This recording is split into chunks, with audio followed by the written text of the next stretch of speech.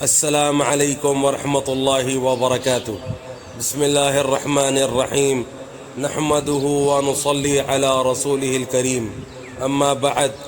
حضور اقدس صلی اللہ علیہ وسلم کے چچا حضرت حمزہ رضی اللہ عنہ غزوہ احد میں شہید ہو گئے، اور بے درد کافروں نے آپ کے کان، ناک وغیرہ اعضاء کاٹ دیے اور سینہ چیر کر دل نکالا اور طرح طرح کے ظلم کیے۔ لڑائی کے ختم پر حضور اکرم صلی اللہ علیہ وسلم اور دوسرے صحابہ رضوان اللہ علیہم اجمعین شہیدوں کی لاشیں تلاش فرما کر ان کی تجہیز و تکفین کا انتظام فرما رہے تھے کہ حضرت حمزہ رضی اللہ عنہ کو اس حالت میں دیکھا، نہایت صدمہ ہوا اور ایک چادر سے ان کو ڈھانک دیا۔ اتنے میں حضرت حمزہ رضی اللہ عنہ کی حقیقی بہن حضرت صفیہ رضی اللہ عنہا تشریف لائیں کہ اپنے بھائی کی حالت کو دیکھیں۔ حضور صلی اللہ علیہ وسلم نے اس خیال سے کہ آخر عورت ہیں، ایسے ظلموں کا دیکھنے کا تحمل مشکل ہوگا، ان کے صاحبزادے حضرت زبیر رضی اللہ عنہ سے ارشاد فرمایا کہ اپنی والدہ کو دیکھنے سے منع کرو۔ انہوں نے والدہ سے عرض کیا، حضور صلی اللہ علیہ وسلم نے دیکھنے کو منع فرما دیا۔ انہوں نے کہا کہ میں نے سنا ہے کہ میرے بھائی کے ناک، کان وغیرہ کاٹ دیے گئے۔ اللہ کے راستے میں یہ کون سی بڑی بات ہے، ہم اس پر راضی ہیں۔ میں اللہ سے ثواب کی امید رکھتی ہوں اور انشاءاللہ صبر کروں گی۔ حضرت زبیر رضی اللہ عنہ نے حضور صلی اللہ علیہ وسلم سے جا کر اس کلام کو ذکر کیا تو حضور صلی اللہ علیہ وسلم نے اس جواب کو سن کر دیکھنے کی اجازت فرما دی۔ آخر دیکھا، ان للہ پڑھی اور ان کے لیے استغفار اور دعا کی۔ ایک روایت میں ہے کہ غزوہ احد میں جہاں لاشیں رکھی ہوئی تھی، ایک عورت تیزی سے آ رہی تھی۔ حضور صلی اللہ علیہ وسلم نے فرمایا، دیکھو عورت کو روکو۔ حضرت زبیر رضی اللہ عنہ کہتے ہیں، میں نے پہچان لیا کہ میری والدہ ہے۔ میں جلدی سے روکنے کے لیے بڑھا مگر وہ قوی تھیں، ایک گھوسا میرے مارا اور کہا، پرے ہٹ۔ میں نے کہا کہ حضور صلی اللہ علیہ وسلم نے منع فرمایا ہے، تو فوراً کھڑی ہو گئیں، رک گئیں۔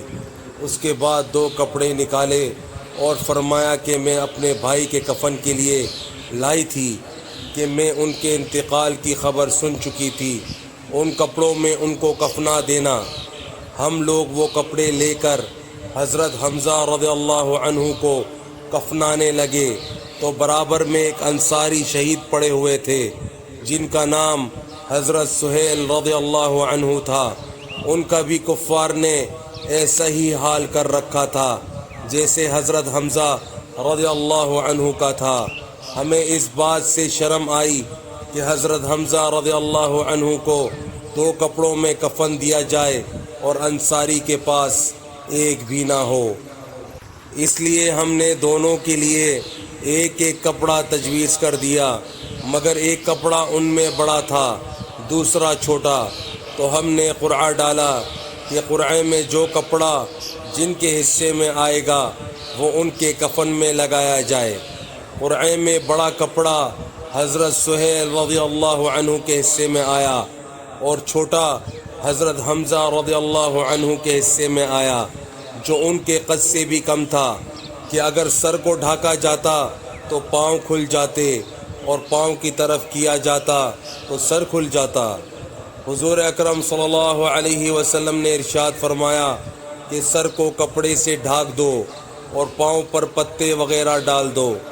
ابن سعد کی روایت میں ہے کہ حضرت صفیہ رضی اللہ عنہا جب 2 کپڑے لے کر حضرت حمزہ رضی اللہ عنہ کی لاش پر پہنچیں تو ان کے قریب ہی ایک انصاری اسی حالت میں پڑے ہوئے تھے، تو ایک ایک کپڑے میں دونوں کو کفن دیا گیا۔ یہ 2 جہاں کے بادشاہ کے چچا کا کفن ہے، وہ بھی اس طرح کہ ایک عورت اپنے بھائی کے لیے 2 کپڑے دیتی ہیں، اس میں یہ گوارا نہیں کہ دوسرا انصاری بے کفن رہے۔ ایک ایک کپڑا بانٹ دیا جاتا ہے اور پھر چھوٹا کپڑا اس شخص کے حصے میں آتا ہے جو کئی وجہ سے ترجیح کا استحقاق بھی رکھتا ہے۔ غریب پروری اور مساوات کے دعوے دار اگر اپنے دعووں میں سچے ہیں تو ان پاک ہستیوں کا اتباع کریں جو کہہ کر نہیں بلکہ کر کے دکھا گئے۔ بس میرے بھائیوں دوستوں، جو آج ہم نے پڑھا ہے سنا ہے، اللہ پاک ہمیں سمجھنے کی، دوسروں تک پہنچانے کی اور عمل کرنے کی توفیق عطا فرمائے، اور حضور صلی اللہ علیہ وسلم کے مبارک طریقوں پر چلنے والا بنائے۔ السلام علیکم ورحمۃ اللہ وبرکاتہ۔